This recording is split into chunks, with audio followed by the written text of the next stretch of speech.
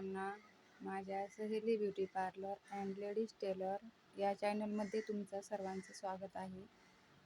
तर ब्लाऊज आज कसे ठेवायचं, ब्लाऊज कमी जास्त उंची होत असन तर ब्लाऊजमध्ये काय काय अडचणी येतात ते तुम्हाला सांगणार आहे. तर पाठीमागची आणि पुढची उंची मी ठेवून घेतली एकावर एक, पुढचा भाग आणि मागचा भाग. तर ते मागच्या भागाची उंची बघा अर्धा इंच वाढलेली दिसते. तर अर्धा इंच मी मुद्दामच ठेवली आहे, जास्त फक्त लक्षात यावं म्हणून. तर ती उंची वाढलेली असल्यावर काय करायचं, तर आपल्याला सारखे खालचा भाग आणि वरचा भाग सारखा ठेवून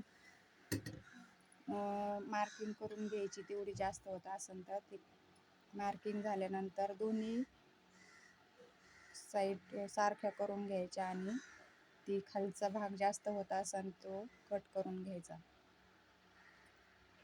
तर आता पहा, शोल्डरला 2-2 टिपा मारून घ्यायच्या. तर मी 2-2 टिपा मारून घेतलेल्या आहे. त्याच्यानंतर ब्लाऊजला फिनिशिंग येण्यासाठी सुद्धा आपल्याला काय काय करायला पाहिजे ते सुद्धा मी तुम्हाला सांगणार आहे ह्या व्हिडिओमध्ये. तर व्हिडिओ शेवटपर्यंत बघा, खूप महत्त्वाची माहिती आहे व्हिडिओमध्ये. तर ज्या लेडीज नवीन शिकतात त्यांच्यासाठी सुद्धा खूप महत्त्वाचा हा व्हिडिओ आहे. त्यांच्याकडून हा प्रॉब्लेम होत असतो, तर घाबरून न जाता याच्यावर सोल्युशन आहे. तर शोल्डर उतरत नाही मग हे दोन्ही भाग सारखे असल्यावर. आणि त्याच्यानंतर पुढचा भाग हुक आणि काजेची जी पट्टी आहे ती सारखी नसन तरी सुद्धा अडचण येते.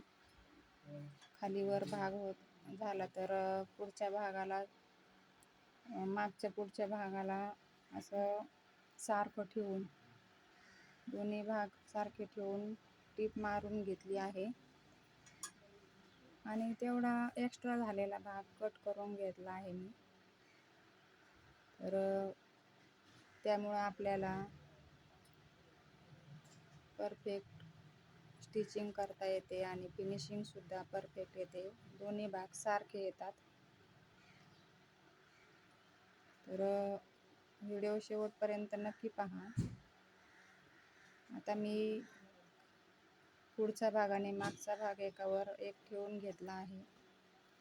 त्याच्यानंतर आणखी एक प्रॉब्लेम होत असतो बऱ्याच जणींना, तर लक्ष देऊन पहा. तर पुढचा भाग याच्यामध्ये बरोबर आहे, पण मागचा भाग थोडासा जास्त एक्स्ट्रा होतो.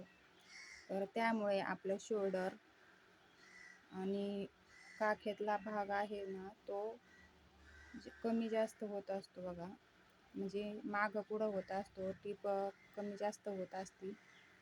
तर त्याच्यासाठी सुद्धा एक सोल्युशन आहे. तर अशाच प्रकारचं दोन्ही भाग एकावर एक ठेवून घेतल्यानंतर मार्किंग करून घेतली आणि तेवढा भाग मी शिवून घेतला टीप मारून आणि मग कट करून घेतला बघा.